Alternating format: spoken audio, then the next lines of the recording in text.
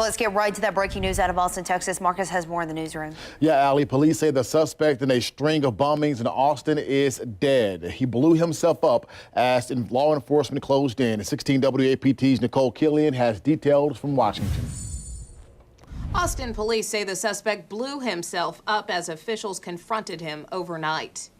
They say the suspect is a 24-year-old white man. His name is not being released yet. Police were able to track him down at a hotel outside of Austin. He took off in his car, eventually blowing himself up as police closed in on him. But Austin police are reminding residents the investigation is still ongoing. We don't know where this suspect has spent his last 24 hours, and therefore we still need to remain vigilant to ensure that no other packages or devices have been left through the community. Police say they are also working to figure out a possible motive and whether the suspect acted alone. In Washington, I'm Nicole Killian.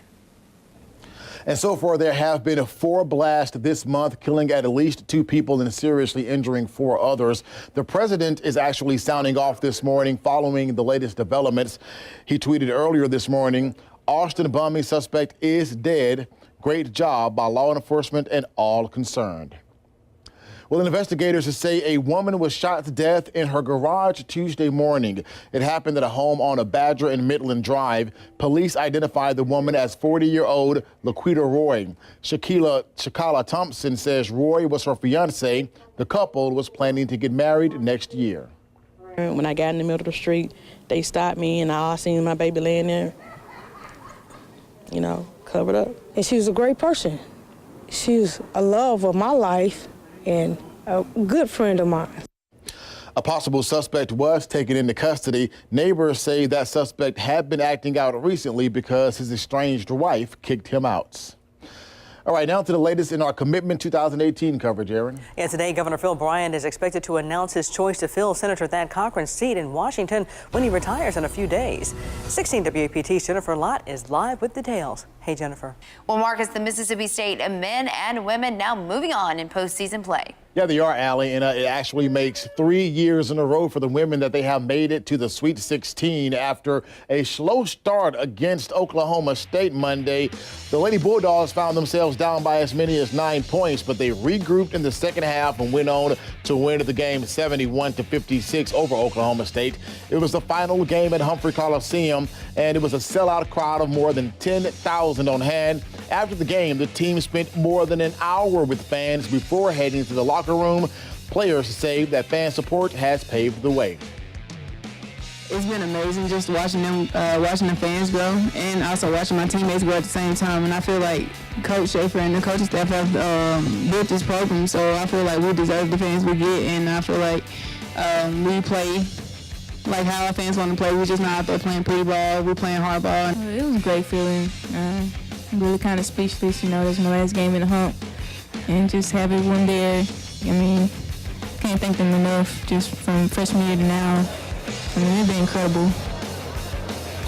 For the Lady Bulldogs, North Carolina State, Mississippi State, and the Wolfpack will be tipping off at 6 o'clock Friday in Kansas City. And the action for the Lady Dogs not over, and the action for us not over either. You can catch Josh Jackson and follow him as he will be in Kansas City and courtside when the women take on North Carolina State. Again, that game will be played on Friday.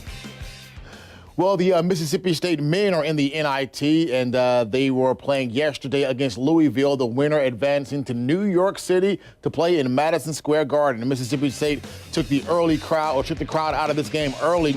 Tyson Carter, you see him right there getting the steal and getting it to Xavier Stapleton, and Stapleton drains the 3. Mississippi State up 8 at that point. Second quarter, State up 11, and Lamar Peters, and folks, this is right here is what you call just a breakdown. Nice move, step back 3, draining the shot. Fourth quarter action, Mississippi State now up 18, and Peters is going to lob it to Nick Weatherspoon. You see him coming, nice slam right there, looking like he's recovered well from when he was injured in the SEC tournament a little bit later. Weatherspoon's older brother, Quindary, gets in on the action. He had 19 points, drains the 3 right here, also had 14 rebounds. Mississippi State goes on to win 79-56. And ladies, again, you have the Mississippi State women in Kansas City. The Mississippi State men are going to New York City. Bulldog fans are happy and just wish them well as they continue through tournament play. All right, looks good. All right, thanks so much, Marcus. Well, still ahead, see what's in store for this year's Pearl Day Festival. The one to watch. This is 16 WAPT News. Live at the Mississippi Blues Marathon. Presented by Continental. Now, your hosts, Megan West and Aaron Pickens. Welcome, 71 years young, coming through. Good Saturday morning to you. I am Megan West, so happy to be here at the 11th Mississippi Blues Marathon. I'm Aaron Pickens. Yes, on this rainy Saturday morning, a little chilly, but that's okay. It is not stopping these runners from going through this race course this morning. We've seen the governor. We just talked to him a second ago. We've seen the kids winner. We've seen several winners this morning. It's so motivating to see them do this. So motivating. What you're seeing right here behind us at the finish line are the folks who are finishing the quarter note right now. We saw the 5K a little bit earlier. Now we're seeing the finishers of the quarter note, which is about a 6-mile race. Governor Ryan just finished. He said he's waiting on his daughter, who's running in the race this morning. And then coming up in the next hour, within the next hour, we'll start to see the finishers of the half marathon, which I believe is the biggest race we had this morning. About 1,700 runners are in the half marathon. Yeah, so many people who didn't get a chance to participate last year, they're getting their chance this year because of ice and everything that canceled this last year. Would rather deal with the rain this morning than ice on any day. So congratulations to these winners as they're coming through. And we have our sports director, Josh Jackson, who is on this route. He is, thankfully, Josh is an athlete because he can keep up with these runners. Oh, there he is. Okay, Keeping up with them right now. What's going on out there, Josh? Yeah, you ladies didn't have to talk about me so badly the last time, so I thought I'd pick up the pace just a little bit. But I'm here. Now, this is a real trooper, Clarence Cotton and the Cotton family. And Clarence, not only are you running, but you got the 2 kids with you out here today. Man, that's what it's all about, man. We wanted to come out in the family, enjoy the run, and, man, we just thank God we're able to almost finish, man. We're almost finished with the 5K on the Blues Marathon. Here with WAPT, Josh Jackson. Having a good time. Having a good time. Well, it has to be somewhat, I guess, a tad bit easier for you because you're also official. And you officiate games, football and basketball. What is it like to do an actual 5K? And for these people out here running the full marathon as well as a half marathon there? Man, you know, it's really, fitness. I mean, being out there on the field, officiating, it requires, being in good shape, being able to keep up with the pace. So this here is monumental. And it's just great to be out here with the family. Makes sense. And my wife out here with me. So your wife, and she's right here with you. And for a large portion of the race, I know you've got the kids with you, but she had you by a couple of steps there. Mrs. Cotton, what is it like out here? Oh, man, it's cold, it's raining, but it's truly a blessing to run with the family. That's it. The kids.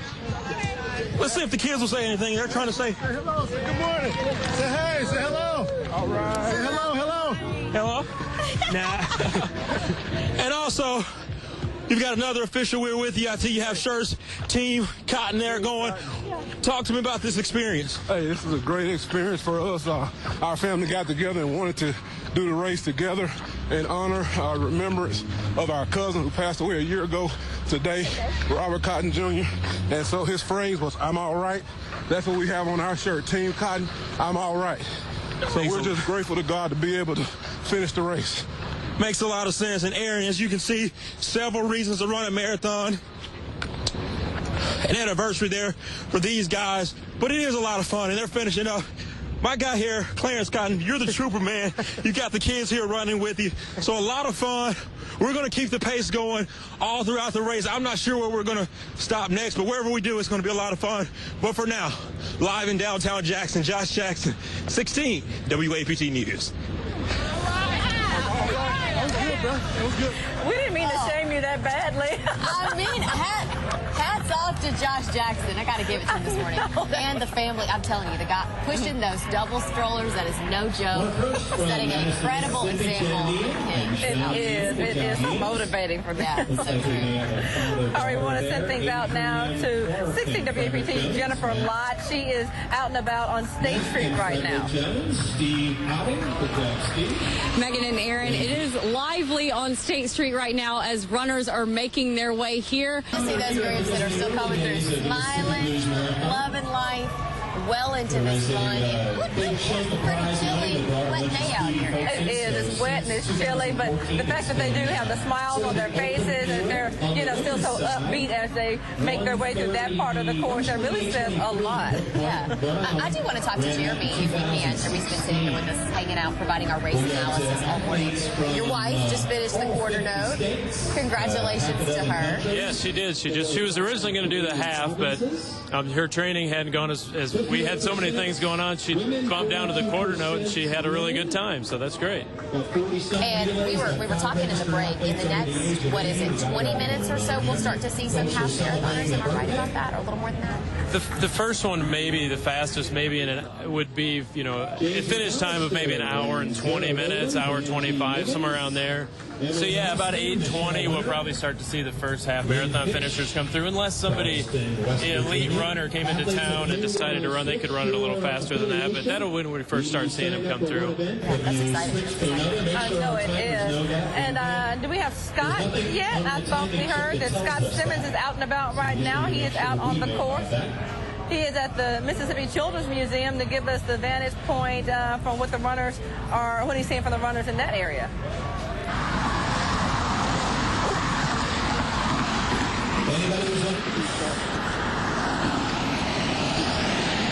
Scott Simmons, I'm standing here on Riverside Drive, right across from the Natural Science Museum, Children's Museum. This is at the halfway point.